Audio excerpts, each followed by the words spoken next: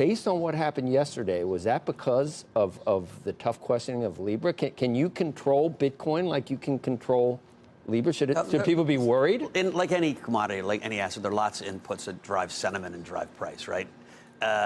There's been a bunch of negative things that have happened recently. One is the Telegram ICO being kind of stopped in its tracks by the SEC.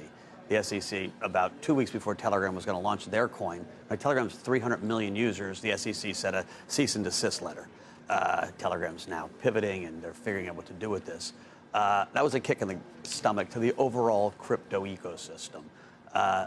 You know, Libra, unfortunately, if Facebook and Libra had come out originally and said, we are building a global payment system, I think there would have been a lot less angst. But they came out and said, we're going to build this new currency, and everyone, you know, turned their hair on fire.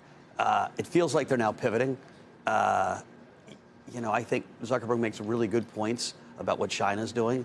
And so, you know, we'll see what happens. Is China a threat to Bitcoin? Is Libra a threat to Bitcoin? Well, or is there a reason it goes higher when Libra looks more likely?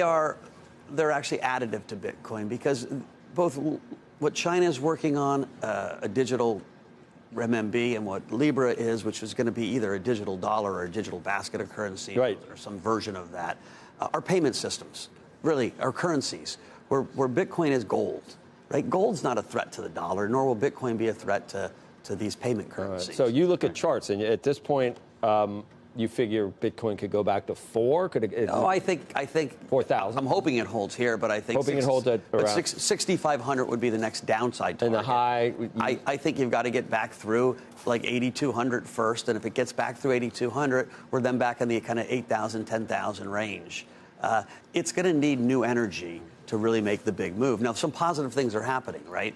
The New York Stock Exchange is backed, just got set up. There's a futures exchange that's starting to gain some volume. But more importantly, they've got a custody solution, which is just coming online, that's going to get, you know, approved, like, you know, kind of world-class custody, which allows more and more people to feel comfortable with it, right? People are setting up funds, including ourselves, to allow people easy access to Bitcoin. And so you're going to have a new fund? We will have a fund in time. And what does that mean? It's just a Bitcoin fund for that takes care of custodying it, takes care of pricing it.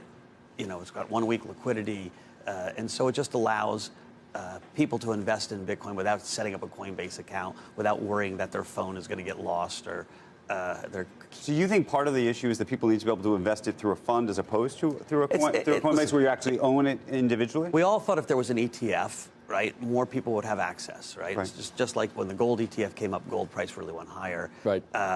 The bulk of the money in this country still resides in older people's, you know, brokerage accounts. Right. Right. The youth doesn't have the money yet. The youth who love their phones and love Bitcoin don't have the money. Utes. The youths. Utes. From Cousin Vinny. Yeah. Go ahead. And so, giving access to that bulk of money where, you know, the Fidelities live, right? The most bullish thing that could happen would be for Abby Johnson to say, hey, all my 26 million users can now buy Bitcoin on my platform. Hasn't happened yet. Hasn't happened. But she does like crypto. She's fascinated by it. She's a crypto believer.